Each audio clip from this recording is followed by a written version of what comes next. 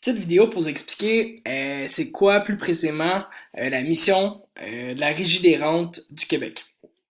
Dans le fond, lorsqu'on travaille sur chacune de nos payes, il y a un pourcentage de notre paye qui est pris et qui va être remis à la Régie des rentes du Québec. Qu'est-ce qu'elle fait, elle, la Régie?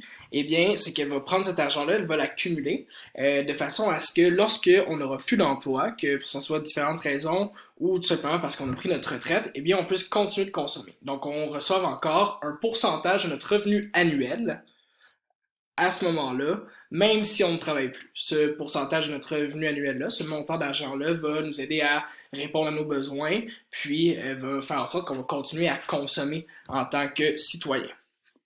La régie, elle, va prendre cet argent-là et elle va la remettre à la Caisse de dépôt et placement du Québec. La Caisse de dépôt et placement du Québec, elle, ce qu'elle va faire, c'est qu'elle va investir dans cet argent-là dans différentes entreprises québécoises dans le but de la faire fructifier.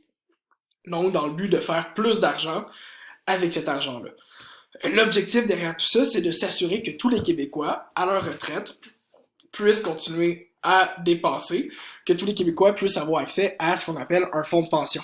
D'accord? Donc, lorsqu'on parle d'un fonds de pension, c'est ça, c'est le montant d'argent que l'on va recevoir lorsqu'on va être à notre retraite, qui va nous permettre de continuer de vivre. Donc, cette cotisation-là, ce pourcentage-là de notre salaire, c'est obligatoire. Tu n'as pas le choix d'y cotiser.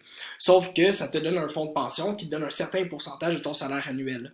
Dans la plupart des cas, ce fonds de pension-là n'est pas nécessaire n'est pas suffisant, c'est-à-dire pour vivre, ou ça dépend de la qualité de vie que tu veux avoir à ta retraite. Donc, il va falloir penser aussi à d'autres façons d'épargner pour pouvoir avoir une belle retraite. Mais ça, c'est un autre sujet dont tu vas discuter un petit peu plus dans ton cours d'éducation financière l'année prochaine en secondaire 5.